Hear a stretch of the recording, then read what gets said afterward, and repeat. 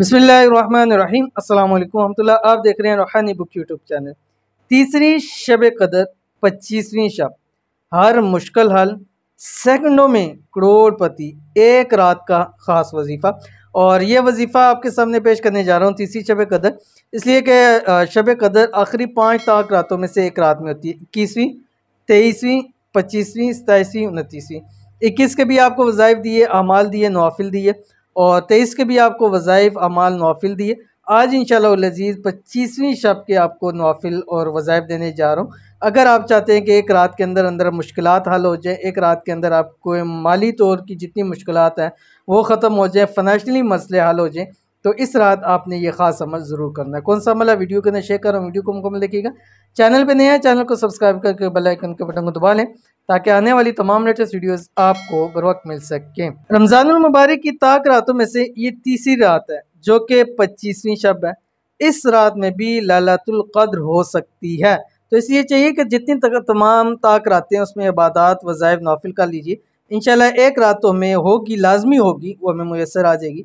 अगर आप चाहते हैं कि आपकी तमाम मुश्किलात ख़त्म हों, मसाइल हल हों, मुसीबतें दूर हों, तो रमज़ानुल मुबारक की 25वीं शब ये अमल आपने ज़रूर करना है।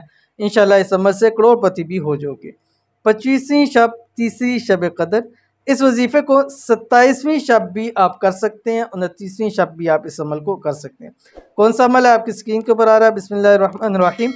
अल्लाहुम्मा अंता खलक़तनी व अंता तहदीनी व अंता तुतइमनी व अंता तस्क़ीनी व अंता तुमीतुनी व अंता तुह्यीनी।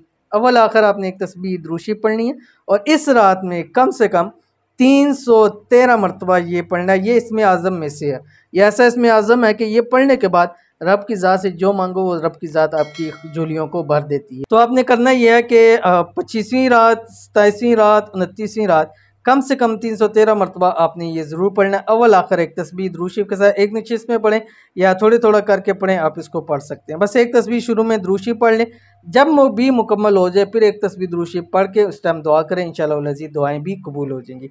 तो ज़रूर अमल कीजिएगा, इंशाअल्लाह बहुत फ़ायदा होगा। मिलते हैं नेक्स्ट वीडियो के अंदर, तब तक के लिए अल्लाह हाफ़िज़।